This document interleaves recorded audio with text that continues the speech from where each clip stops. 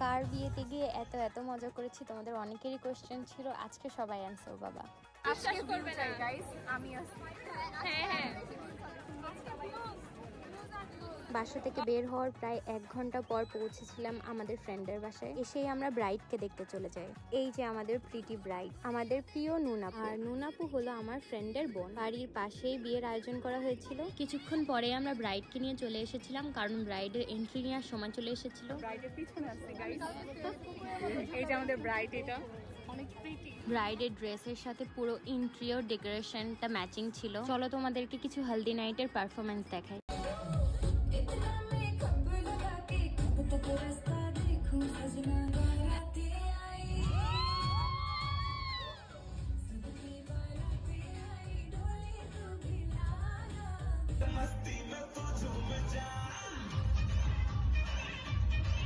Seriously আপুকে কত cute লাগছিল। এদিকে ফটোগ্রাফার দেখুন ছবি তুলতে তুলতে আপুর সিটে বসে পড়ছে। এরপরে আপুর কিছু ফটোশুট চলছিল। আমার সাথে আইসা আমারে রাইখা যে খাওয়া শুরু করে দিয়েছে, লজ্জা লাগে না?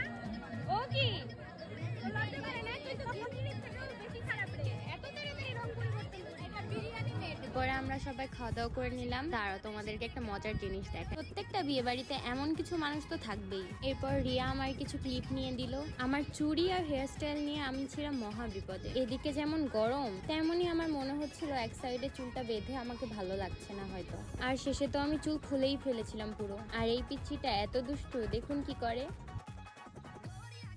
আর এই হলো আমার ফ্রেন্ড নির্জনা, যার বোনের বিয়ে ছিল। তোমার থেকে বেশি না। অনেক সুন্দর চুড়ি পরে গিয়েছিলাম, তাই একটু চুড়িগুলো নিয়ে ঢং ঢং করলাম। আর এরপরে জামাইয়ের এন্ট্রি হলো। তোমাদেরকে বলে রাখি, আমাদের আপু আর ভাইয়া দুজনে কিন্তু ড্যাফোডিলের স্টুডেন্ট।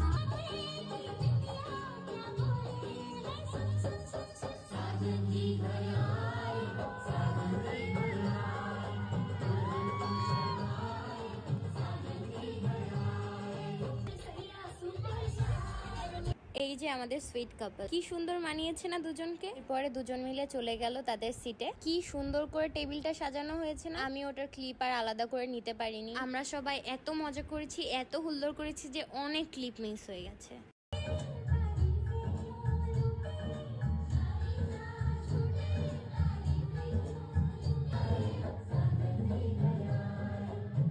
এরপরে আমরা সবাই গান শুনলাম, অনেক ফটো তুললাম, ক্লিপ নিলাম। এরপরে আমরা একটু বাইরে গিয়ে আইসক্রিম খেলাম। এরপরে আমরা রওনা হলাম বাসার উদ্দেশ্যে। তখন বাজে রাত 12:30। এই প্রথম আমার এত রাত অব্দি বাসার বাইরে থাকা, যদিও আমার ফ্রেন্ড আমাদেরকে ড্রপ করে দিয়েছিল। এরপরে বাসায় এসে দুজন মিলে অ্যাসাইনমেন্ট লিখতে বসে। পরের দিন ছিল 2টা কুইজ অ্যান্ড অ্যাসাইনমেন্ট জমা দেওয়ার লাস্ট ডে। এই ছিল আজকে নুনাপুর হলদি নাইটের একটা ব্লগ। অনেক কিছু শেয়ার করা বাদ রয়ে গেল, আরো অনেক কিছু ক্লিপ নিতেও পারিনি। নেক্সট ডে নুনাপুর বিয়ের ব্লগ নিয়ে আসছি। আজকের মতো সবাইকে টাটা।